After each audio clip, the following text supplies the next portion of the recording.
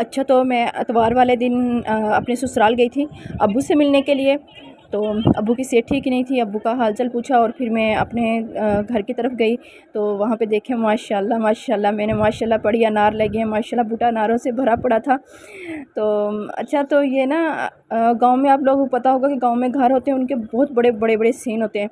अच्छा, तो अम्मी गया है ना, यहाँ मेरे घर के सेन, हमारे घर के सेन के अंदर ना दरख्त नहीं था। तो मुझे ना हरियाई बहुत पसंद थी। तो जौन सा तो फिर मैंने ना सेन के अंदर से ना 3 क्यारियाँ बनाई। तो एक के अंदर मैंने अनार लगाया और एक के अंदर मैंने दोपहर बूटी लगाई।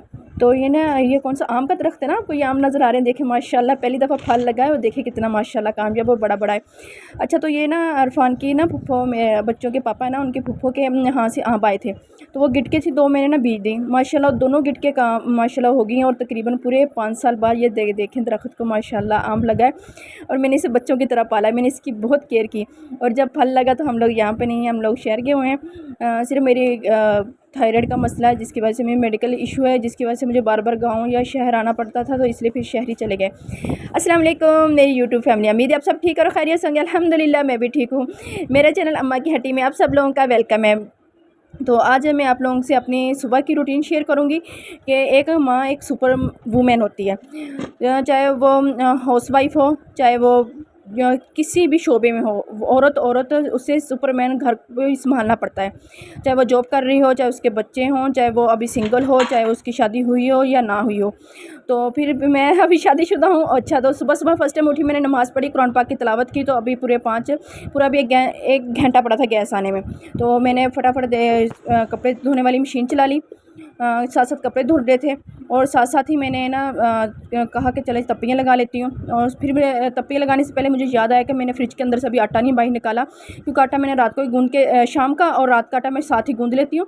तो बाकी जो सब बचा आटा मेरा फ्रिज में रख देती हूँ। सुबह उठ के सबसे पहले मैं आटा बाहर निकाल, तो आज मुझे याद नहीं, तो मैंने सबसे पहले आटा बाहर निकाला और साथ ही मैंने सालन बाहर निकाल के रखा और आपको किचन दिखाया गया, जो से ना रात को मैं बिल्कुल किचन नीट करके सोती हूँ। और जब सुबह टाइम उठ के देखती हूँ ना, उसमें कोई ना कोई 5-6 बर्तन फिर भी जमा हुए होते हैं, क्योंकि घर में कोई ना कोई ऐसा फ़र्द होता है जो रात को उठ के खाता है। तो अच्छा, तो फिर मैंने मशीन चला ली और साथ ही मैंने ना फिर कपड़े धो रही थी, साथ ही मैं तप्पियाँ भी लगा रही थी। पहले मैंने झाड़ू लगाया और फिर उसके बाद मैंने तप्पियाँ लगानी शुरू कर दी। अच्छा, तो मैं तप्पियाँ लगाने से पहले ना मेरे पास फरमाइल है, जौन सा पानी के अंदर डाल के जिससे खुशबू आती है ना, इतनी गुंजाइश है, जेब इजाज़त नहीं देती हूँ, घर के खर्चे नहीं पूरे होते। इनके पापा दिहाड़ीदार हैं, होटल में टेबल मैनी का काम करते हैं, उनकी 900 रुपया दिहाड़ी है, जिसके अंदर मैंने घर को मैनेज भी करना होता है। और ये मेरा नहीं, ये मेरी अम्मी का घर है। हम लोग यहाँ पे आए हैं, अम्मी अबू अकेले रहते थे, तो कह रहे थे कि आप लोग लाजमी किराए के मकान में रहना, तो आप लोग हमारे साथ रह लें। तो फिलहाल तो अम्मी के 2 कमरे हैं, एक में अम्मी अबू रहते हैं और एक के अंदर अम्मी अबू वगैरह की पेटियाँ वगैरह पड़ी थी। तो उसी के अंदर हम लोगों ने अपनी ना चारपाई वगैरह, यानी कि छोटा सा कमरा जिसके अंदर हमने अपना बेड, एक चारपाई है और ये ना जूते वगैरह बिखरे पड़े थे। और ये मेरा बैग पुराना था, अम्मी कह रही थी फेंक दो, मैंने कहा अम्मी आपने फेंकना नहीं है, आप मुझे दे दो, मैं इसका इस्तेमाल कर लेती हूँ। तो बच्चों की जूतियाँ कभी चारपाई के नीचे पड़ी थी, टेबल के नीचे पड़ी थी, बाहर सेन में पड़ी थी, तो मैंने ना सारी जूतियाँ इसी के अंदर इकट्ठी करके रख दी। इससे जूतियाँ भी समेटी गई हैं और बैग का भी सही से इस्तेमाल हो गया, पुराने बैग का। तो उसके अलावा मैं ना ये जो से तप्पियाँ लगाती हूँ ना, जिस पानी से मैं तप्पियों को अच्छे से हर दफ़ा अच्छे खुले पानी से धोती हूँ। जितनी दफ़ा मैंने उसे यानी कि ख़राब हो गई तप्पी, उतनी दफ़ा जितनी दफ़ा धोना है अच्छे से पानी से बार बार धोना है। और उसके अलावा मैंने उसे लेकर जाना है अपना सर्फ़, यानी कि सर्फ़ का पैकेट एक में डाल देती हूँ, जिससे मैंने तप्पी को अच्छे से धोना भी है और फ़र्श को भी।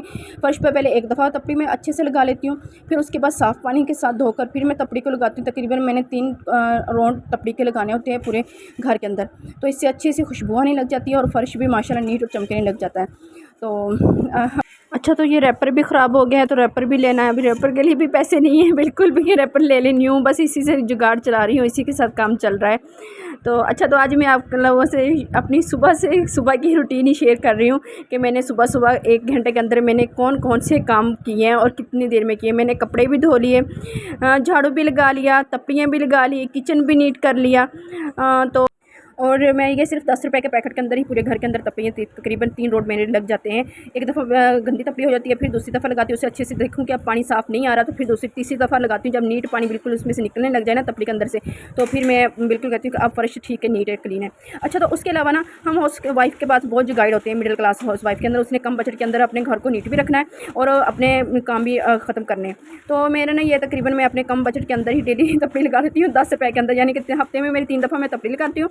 और नहीं, हाँ, तपड़ी तो डेली लगती हो। हफ्ते में 3 दफ़ा मैंने रैपर के साथ अच्छे से फ़र्श को धोना होता है, और उसके बाद मैंने एक दफ़ा अच्छे से पाइप के साथ अच्छे से खुले से धोना होता है। उसके बाद फिर मैंने और इसके बाद ये मैं आप लोगों को दिखा रही हूँ कि मैं ये फ़र्श भी धो रही हूँ साथ साथ, कि अभी भी टाइम पड़ा था। तकरीबन अभी 5:40 हुए थे। मैंने कहा चल जल्दी जल्दी ना मैं ना साथ साथ ये कपड़े जब तक ना एक पूर रह गया था, स्पिन हो रहा था, तो मैंने कहा चल जल्दी जल्दी ना वाशरूम धो लेती हूँ। तो फिर मैंने ना जल्दी जल्दी वाशरूम भी धो लिया।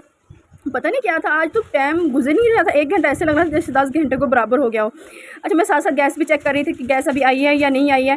अच्छा, तो मेरी ना कोशिश यही होती है कि मैं अपने घर को कम बजट के अंदर चलाऊँ, क्योंकि इन 900 रुपये के अंदर मैंने बच्चों की फ़ीस भी निकालनी होती है, दूध के पैसे भी निकालने होते हैं तीनों बच्चों की, और दूध में क्योंकि मैं आधा किलो मेरा लगा हुआ बच्चों का, और आधा किलो के भी पैसे तकरीबन 2000 तो बन जाता है। आप लोगों को पता है दूध कितना महंगा हो गया, 2200, कभी 2000, 2500 रुपये भी बन जाता है। कभी कभी मेहमान वगैरह आ जाए तो दुकान से यानी कि दूध लेना पड़ जाता है, घर के अंदर मेरे एक्स्ट्रा दूध नहीं पड़ा होता।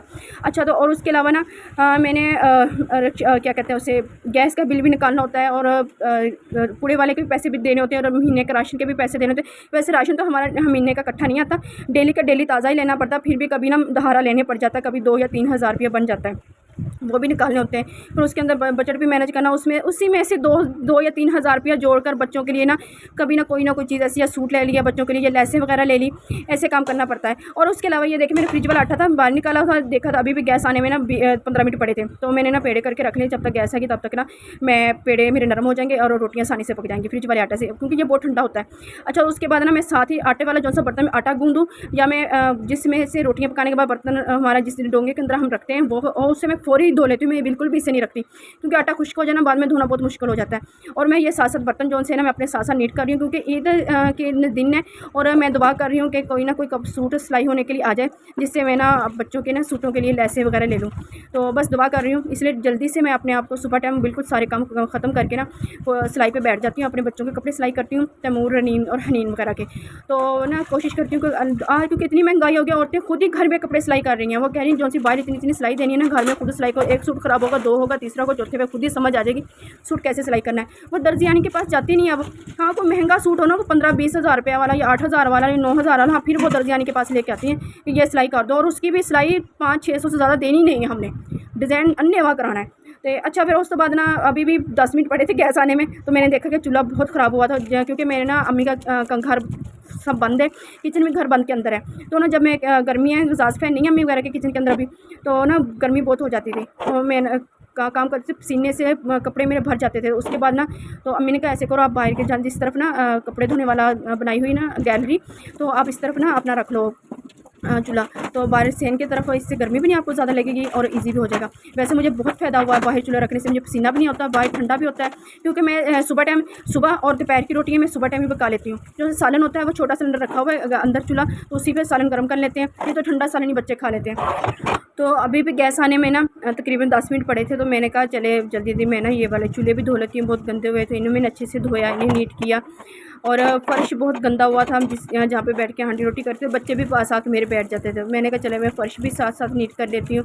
पहले मैंने फ़र्श को अच्छे से मैंने झाड़ू दिया, उसके बाद मैंने तपड़ी यानी कि तपड़ी लगाई। तपड़ी मैंने एक दफ़ा लगाई, फिर दूसरी दफ़ा लगाई। ये देखिए अब कितना गंदा सीन हुआ है, मेरा दिल ख़राब हो रहा था, क्योंकि बच्चे कभी दूध डोल देते हैं, कभी पानी गिरा देते हैं, या रोटियां पकाने से जो सा आटा वगैरह तो वो फ़र्श पर जम जाता है। तो फिर मैंने ना साथ ही रैपर लगा दिया, और मैं साथ साथ चेक भी कर रही थी गैस अभी आई है नहीं आई अभी, क्योंकि 6:15 हो गए थे, अभी भी गैस नहीं आई थी। तो उम्मीद करती हूँ मेरी आज की ये सुबह की रूटीन आपको पसंद आएगी। खुदा हाफिज़।